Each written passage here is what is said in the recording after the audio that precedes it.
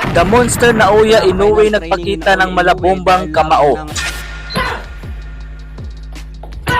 Puspusa na nga po ang training ngayon ni Inoue mga idol, lalo na't ito na ang magsisilbing huling linggo ng kanyang ensayo. Makikita natin na talagang 100% na ang kondisyon ni Inoue dahil talaga namang napakalakas ng suntok nito. Kung mapapansin ninyo mga idol, ang footwork ni Inoue sabay bitaw ng kanyang straight, masasabi talaga natin na halimaw na ang kanyang galawan. Siguro kung sa personal natin ito makikita, para siguro itong Dimasong Latigo, kaya delikado talaga itong si Alan David Picasso kapag natamaan ni Naoya Inoue ng sulit. Ngayong December 27 na po ang kanilang laban mga idol, at ito ang magsisilbing pang-apat na laban ni Inoue ngayong taon. Isa si Inoue sa most active fighter ngayong taon, kaya malaki ang posibilidad na hiranging fighter of the year ngayong 2025. Sa kabilang banda mga idol, 2 araw na lang po at masasaksihan na natin muli na lumaban ang ating pambato na si The Flash Nonito Donaire kalaban ang kasalukuyang kampiyon na si Sia Sutsumi. Susubukan ni Donaire na basagin ang record ni pambansang kamao Manny Pacquiao na pinakamatandang Pinoy na naging world champion. Pero dihado lang ang ating pambato mga idol dahil hindi basta-basta ang kalaban, na may kartadang 12 wins at walang talo. Tinalo din ni Sutsumi mga idol ang kapatid ni Naoya Inoue na si Takuma Inoue. Kaya mapapalaban talaga ang ating pambato na si Donaire ngayong December 17.